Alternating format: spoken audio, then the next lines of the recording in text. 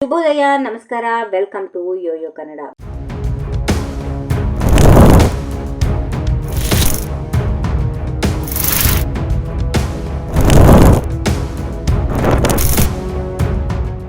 ಅತ್ತ ಇರಾನ್ ಮೇಲೆ ಇಸ್ರಾಯೇಲ್ ಮತ್ತು ಅಮೆರಿಕ ಕೆಂಡ ಕಾರ್ತಾ ಇವೆ. ಕ್ಷಣ ಕ್ಷಣಕ್ಕೂ ಬಾಂಬ್ ದಾಳಿಗಳು ನಡೀತಲೇ ಇವೆ.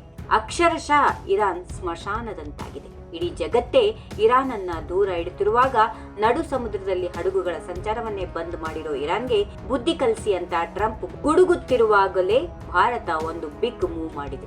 ಇಡೀ ಜಗತ್ತೇ ದಂಗಾಗುವ ತರಹ ಇರಾನ್ ಪಾಲಿಗೆ ಭಾರತ ಈಗ ಸಾಕ್ಷಾತ್ ದೇವರಂತೆ ನಿಂತಿದೆ. ಅಷ್ಟಕ್ಕೂ ಮೋದಿ ಕಳುಹಿಸಿದ ಆ ಒಂದು ಗಿಫ್ಟ್ ಇರಾನ್ ಸರ್ಕಾರವನ್ನೇ ಭಾವುಕವಾಗಿಸಿದ್ದು ಯಾಕೆ ಗೊತ್ತಾ? ಅದನ್ನೇ ಹೇಳ್ತೀವಿ ಈ ಸ್ಟೋರಿಯಲ್ಲಿ. ಈ ಇಂಟ್ರೆಸ್ಟಿಂಗ್ ಸ್ಟೋರಿ ತಪ್ಪದೆ ಕೇಳಿ. ಹೌದು, ಅಂತಾರಾಷ್ಟ್ರೀಯ ರಾಜತಾಂತ್ರಿಕತೆಯಲ್ಲಿ ಶಾಶ್ವತ ಶತ್ರುಗಳು ಯಾರೂ ಇಲ್ಲ, ಶಾಶ್ವತ ಮಿತ್ರರು ಕೂಡ ಯಾರೂ ಇರಲ್ಲ ಹೀಗೆಂದು ಹೇಳುವುದುಂಟು.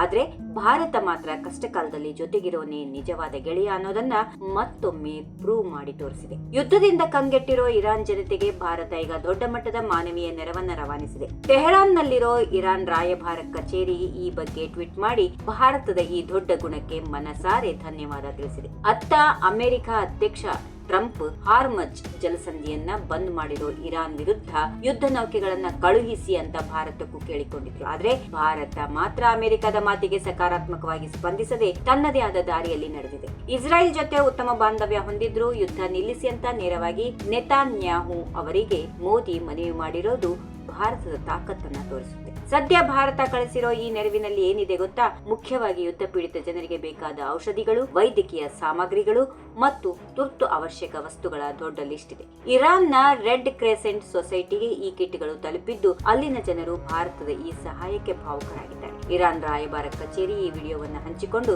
ಭಾರತೀಯರಿಗೆ ಹೃದಯ ಸ್ಪರ್ಶಿ ಧನ್ಯವಾದಗಳನ್ನು ತಿಳಿಸಿದೆ.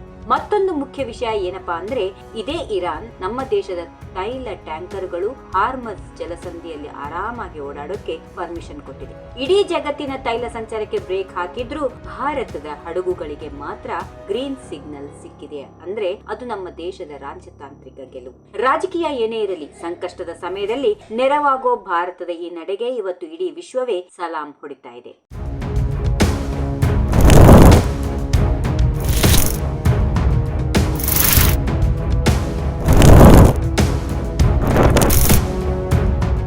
If you like this video, ಬೇಗ ಲೈಕ್ ಮಾಡಿ, ಕಾಮೆಂಟ್ ಮಾಡಿ, ಶೇರ್ ಮಾಡಿ ಹಾಗೂ ಯೋಯೋ ಟಿವಿ ಕನ್ನಡವನ್ನು ಸಬ್ಸ್ಕ್ರೈಬ್ ಮಾಡಿ.